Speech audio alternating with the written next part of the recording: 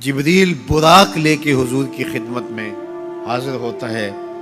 حضور فرماتے ہیں دون البغل فوق الحمار، وہ جو براق تھا وہ خچر سے کچھ چھوٹا تھا اور گدھے سے کچھ بڑا تھا، تو میرے لیے براق تیار ہے۔ تو جبریل نے کہا کہ سب سے پہلے آپ کے دل کو غسل دینا ہے۔ تو فرماتے ہیں کہ میرے سینے سے دل کو نکالا گیا اور ایک تشتری میں رکھا گیا، اللہ اکبر، اور آب زمزم سے اس کو غسل دیا گیا۔ جب دل کو غسل دیا گیا تو جبریل نے حضور کے قلب اطہر کو دیکھا تو حیران ہو گئے اور بے ساختہ پکار اٹھے۔ علامہ بدر الدین عینی نے شرح صحیح بخاری کے اندر لکھا ہے کہ جو ہی قلب مصطفیٰ جبریل نے دیکھا تو بے ساختہ پکار اٹھے کہ قلب سدید فیہ عینان تبصران و اذنان تسمان، واہ واہ کیسا دل ہے جس میں دو آنکھیں ہیں دیکھتی ہیں، دو کان ہیں جو سنتے ہیں۔ ایسا دل کائنات میں پہلے کسی نے نہیں دیکھا، نہ کسی کا ہوا ہے، جس میں آنکھیں بھی ہوں، جس میں کان بھی ہوں۔ جو قصیدہ پڑھا جاتا ہے مصطفیٰ جان رحمت پہ لاکھوں سلام، اس پورے قصیدہ سلامیہ کے اندر حضور کے ایک ایک عضو کی تعریف کی گئی ہے۔ کبھی ہونٹوں کا ذکر کرتے ہیں، پتلی پتلی گلے قدس کی پتیاں، ان لبوں کی نزاکت پہ لاکھوں سلام۔ کبھی ہاتھوں کا ذکر کرتے ہیں، ہاتھ جس سمت اٹھ گئے غنی کر دیا، بحر موج سماحت پہ لاکھوں سلام۔ کبھی بازوؤں کا ذکر کیا، جن کو بارے دو عالم کی پرواہ نہیں، ایسے بازو کی طاقت پہ لاکھوں سلام۔ کبھی سر کا ذکر کیا، جس کے آگے سرے سروراں خم رہے، اس سرے تاج رفعت پہ لاکھوں سلام۔ کبھی حضور کی مبارک بینی کا ذکر کیا، کبھی آنکھوں کا تذکرہ کیا، کبھی حضور علیہ السلام کی مبارک زلفوں کا ذکر کیا، ایک ایک عضو کا ذکر کیا۔ چلتے چلتے جب دل پہ آئے تو اعلی حضرت کا قلم نہیں رک جاتا اور سوچتے ہیں کیا لکھوں، اور اعلی حضرت بولے دل سمجھ سے ورا، دل سمجھ سے ورا، مگر یوں کہوں غنچائے راز وحدت پہ لاکھوں سلام۔ دل سمجھ سے بالا ہے لیکن یوں کہہ دیتا ہوں اللہ کے رازوں کا امین ہے تو وہ قلب مصطفیٰ ہے صلی اللہ علیہ وسلم۔ تو حضور علیہ السلام کا مبارک قلب اطہر جب نکالا گیا تو جبریل نے کہا قلب وقیع فیہ عینان تبصران و اذنان تسمان، واہ واہ کیسا دل ہے جس میں دو آنکھیں ہیں جو دیکھتی ہیں، دو کان ہیں جو سنتے ہیں۔ حضور کی آنکھیں ہماری آنکھوں جیسی نہیں ہیں، نہ ہماری آنکھیں حضور کی آنکھوں جیسی ہیں۔ ہماری آنکھوں کے اندر تو میل کچیل آتا ہے، حضور کی آنکھوں میں مازاق کے کجلے لگے تھے۔ مست آنکھیں رضا مازاق کے کجلے والی، مست آنکھیں رضا مازاق کے کجلے والی، گر میری سمت بھی اٹھیں تو مقدر جاگے، گر میری سمت بھی اٹھیں تو مقدر جاگے۔